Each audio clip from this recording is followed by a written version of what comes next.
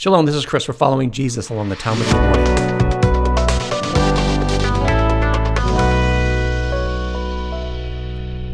Mark Lesson 10 will be in chapter 2, verses 18 through 22, and we're calling this one New Wineskins. We'll look at some alternate interpretations of this story that might better fit the first century Jewish context. Let's go ahead and bless our study. Father, we praise you for giving us your word to study. We ask you to bless our time and have us be like the Bereans who receive the word with all eagerness, but who examine the scriptures daily to see whether these things be so.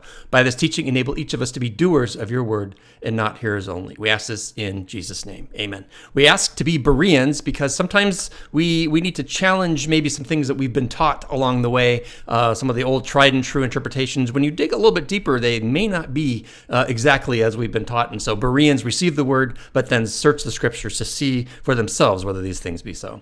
We're continuing in what's called the conflict stories. In our chiasm structure here, the New Wineskins segment is actually the middle. It's the turn. It's the main idea that connects all five of these conflicts together. So we have healing the paralytic, mirrored by healing the man with the withered hand. We have eating with tax collectors and sinners, followed by a question about fasting with John's disciples, which will lead into the New Wineskin discourse, very short discourse it is. That's mirrored by eating plucked grain on the Sabbath. And the New Wineskin is really explaining all five of these conflicts. Mark 2, verse 18, John's disciples and the Pharisees were fasting, and they came and said to him, why do John's disciples and the disciples of the Pharisees fast, but your disciples do not fast? So all three synoptic gospels, Matthew, Mark, and Luke, include this story. Matthew notes that only John's disciples were present. Mark's a little bit vague on that. The Pharisees here are referenced, may or may not be part of the dialogue, continuing from the last segment where we had the scribes of the Pharisees. We don't have a specific location mentioned. We're possibly still at Matthew's house, and maybe this is immediately following the dining with the sinners exchange, but ultimately we don't know. This could have been a totally separate time. Which fast is this? Which fast are they talking about? This cannot be the Yom Kippur fast. That's the mandated fast once a year. Jesus would have fasted that day because it's required by the Torah. If he didn't follow that fast, he would have been disqualified to be the Jewish Messiah. So we can rule that out. The Pharisees and John's disciples fasted voluntarily on Mondays and Thursdays. We see a reference to this in Luke 18:12, where it mentions they fast 2 times a week. If John was already in prison, then they may have been fasting for his release and expected Jesus to join them. This is an interesting point. If this is true, then the Pharisees were also fasting for John's freedom. Perhaps they aren't the villains in the story that we're used to assuming if they're aligning here with John's disciples. Jesus is not condemning fasting whatsoever. He himself fasted for 40 days, Matthew 4. In the Sermon on the Mount, he said, when you fast, not if you fast, Matthew 6.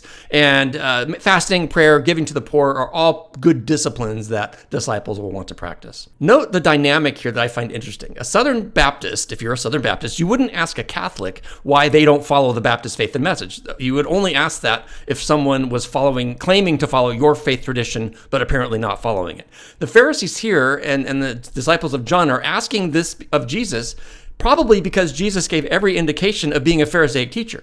They likely agreed with each other on most issues. And so perhaps it's these exceptions that are all the more noteworthy. Now, when it comes to us 2,000 years later, we only see the exceptions. We don't have insight into all the times they would have agreed. And so we maybe give these exchanges a little more weight than perhaps we should. Perhaps all of these were just rare exceptions, and they maybe 95% of the time they were aligned. As with the dining with sinners exchange in the last passage, there's really no need to read any scheming or plotting into this question. It could be just straightforward curiosity. Hey, we fast, they fast, why aren't you fasting? And then we're not told that they left angry. Now, chapter 3 is when the Pharisees begin looking to accuse Jesus. And even then, we need to remember that the Pharisees were a very diverse group. It is highly likely that many Pharisees were part of Jesus' larger group of disciples. And maybe they even objected to the attitudes of others in their group. We don't know. It was a big group. We shouldn't want to see them as all bad. Certainly, there were probably a mix, just like Christians today. 19 and 20, Jesus said to them, while the groom is with them, the attendants of the groom cannot fast, can they? As long as they have the groom with them, they cannot fast, but the days will come when the groom is taken away from them, and then they will fast on that day. This is a picture of a modern Jewish wedding. It has a lot of the traditions that wouldn't have existed in the first century, but still a lot of overlap, and Jesus references these stories a lot. When he says, I go to prepare a place, that's right out of the Jewish wedding. After the engagement, the groom would go to build a room on his house and then return unexpectedly to get the bride. Lots of parallels there. Throughout the Hebrew Bible, God's relationship with Israel is compared to a marriage, and Israel's unfaithfulness is called adultery. And so very much keeping with the wedding imagery here. So when Jesus describes himself as a groom, it's possibly another I am the Lord moment that a Jewish audience would have picked up on. Isaiah 62, as the groom rejoices over her bride, so your God will rejoice over you. As I am the groom, Jesus is saying, I am the God who will rejoice over you, something that they might not have missed. You simply just don't fast at a wedding. It would be very offensive to the host and to the bridal party.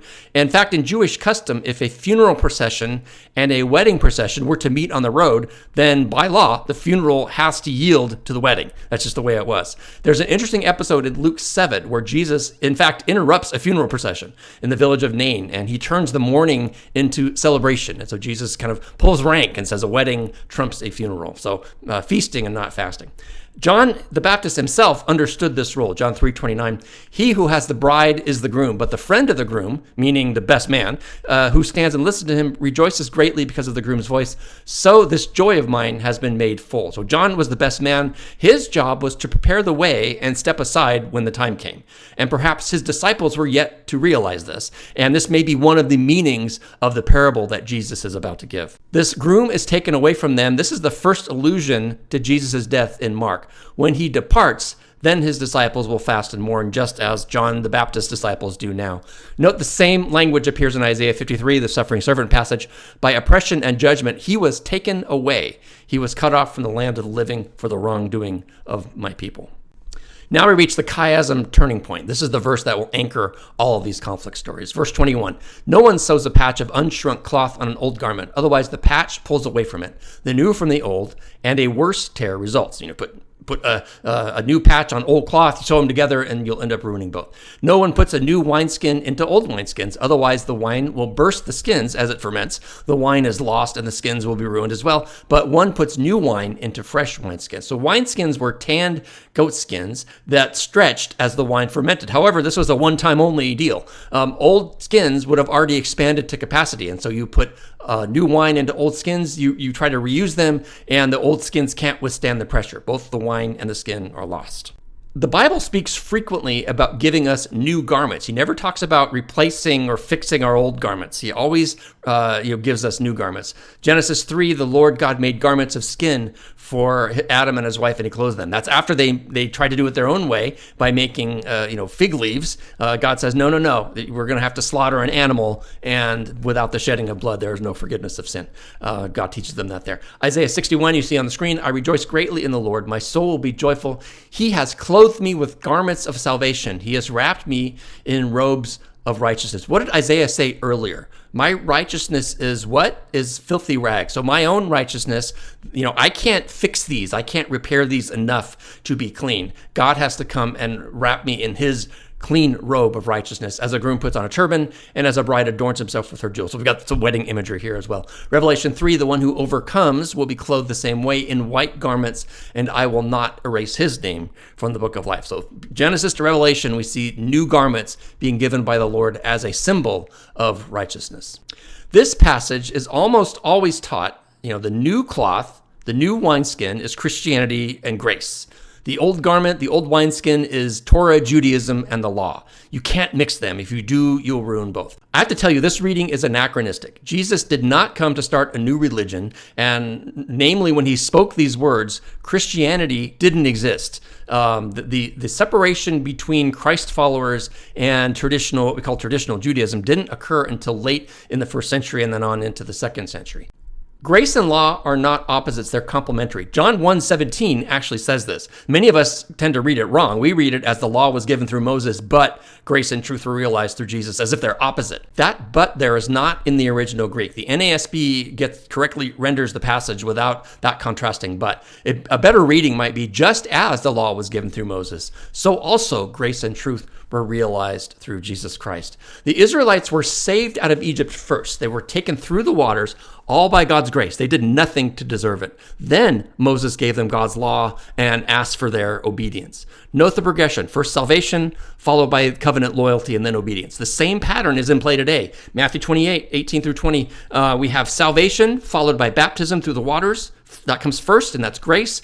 Then it's followed by teaching, and we're taught to obey all that Jesus commanded. That's Torah, that's law, that's obedience. It's because you are saved, then you want to be obedient and do what you can to honor the one who saved you. The new covenant fulfills the Torah. It doesn't abolish it. Jeremiah 31, which is requoted in Hebrews 10:16, I will put my law within them and write it on their heart. Jesus was explicit. Matthew 5:17, I did not come to abolish, but to fulfill. The modern interpretation may be something like, well, by fulfilling the Torah, then Jesus abolished it. That translation or that interpretation doesn't make any sense to me.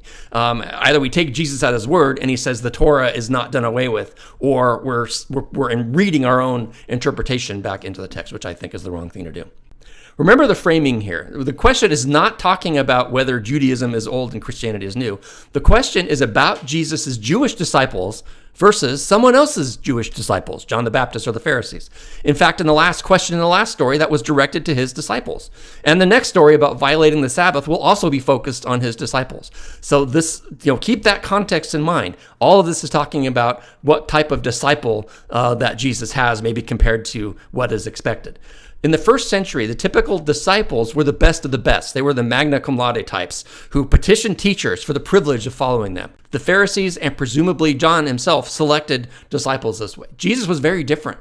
He's the one who did the calling, and he called fishermen, tax collectors, and even women, something that was unusual in that day, including Mary of Magdala, who was once demon-possessed. So not the A students necessarily. He called the unlikely who would be filled with his teaching and would ultimately change the course of history. And as exemplified by his conflicts with the establishment, those already shaped by existing traditions had a much harder time receiving this new teaching.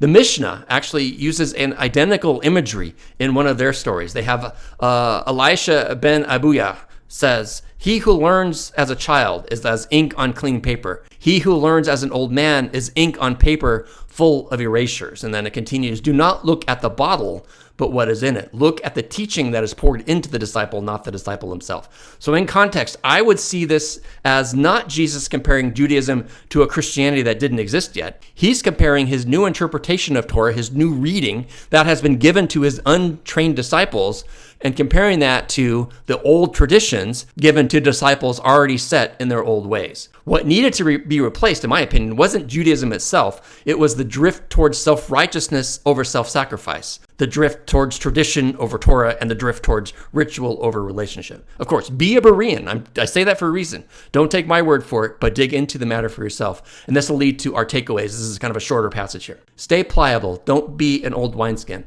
What's your first reaction when you hear something contrary to everything you've always been taught? Most of us will instinctively reject it, regardless of how true or plausible it could be.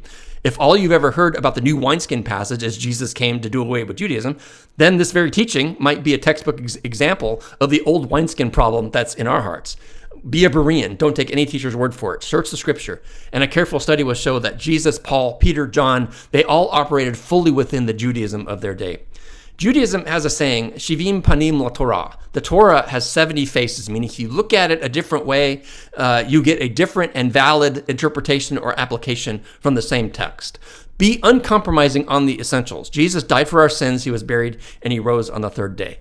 But hold other things with open hands. Play with interpretive options like this. Don't just dismiss them because they rub against the grain of what you've always been taught. Number 2, be charitable. Don't assign motives you can't prove. I think there's a lesson here. Almost all the commentaries I read, sees the Pharisees as scheming and, conniving. That's going to happen later, but we're not told what their reaction is here. And so I would say just take what the text gives you. Don't read anything back into it. If we assume bad intent from the Pharisees, then we have to apply it to John's disciples too. And there's zero evidence that they were in any way out to get Jesus. So these two are aligned here in this place. Remember Hanlon's razor. Never attribute to malice what is adequately explained by ignorance. Let us lead with empathy. They may have been up to no good. I don't know. And the point is we don't know because we aren't told. Let's get in the habit of giving others the benefit of the doubt. Lastly, Jesus picked unusual disciples, but look at Acts 4:13. Now as they observed the confidence of Peter and John, this is after Pentecost and after the Holy Spirit's been poured out on them, understood that they were uneducated and untrained men, they were amazed and began to recognize them as having been with Jesus. May that same thing be said of us. The new wine Jesus brings carries power that the old skins can't even contain. So may we be recognized as disciples who have been with Jesus. Next time, we'll look at one of those Sabbath controversies, that of plucking grain, something that was expressly prohibited by Torah, by the way. So was Jesus condoning a clear Sabbath violation, or is there more going on there? We'll look into all that next time along the Talmudim Way.